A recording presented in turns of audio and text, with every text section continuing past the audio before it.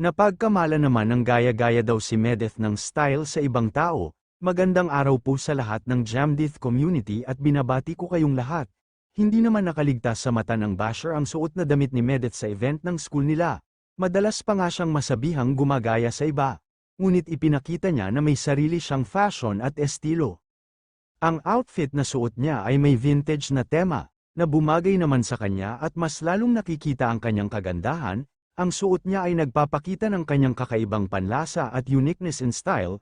Mahilig din siya sa mga itim na damit, na tumutugma sa kanyang personalidad at style. Ayon kay Medeth, hindi niya kailangang manggaya ng ibang tao dahil kaya niyang dalhin ang kahit anong kasuotan ng may kumpiyansa. Siguro kung nagkataon lang na minsan magkapareho ang kanyang outfit sa iba. Ang take-away o matutunan ng mga viewers mula sa vlog ay ang kahalagahan ng pagiging totoo sa sarili pagdating sa fashion. Hindi kailangang magmukhang tulad ng iba o sumunod sa uso para magmukhang maganda o stylish. Ang tunay na kagandahan ay nasa pagiging komportable at tiwala sa sarili, at ang fashion ay isang paraan ng pagpapahayag ng sariling personalidad.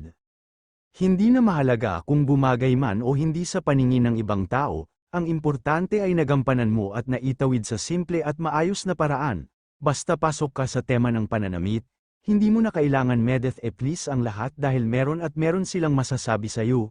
Just be yourself and enjoy every moment na meron ka ngayon. Huwag mo hayaang makapasok sila para sirain ang moment na yun. Tuloy lang at give your best lagi sa lahat ng ginagawa mo. Ang supporters na tunay ay andyan lang yan. Samahan ka sa hirap at saya. Hanggang dito po muli guys. Paki-like and subscribe naman ng channel ko. Maraming salamat po sa inyong lahat.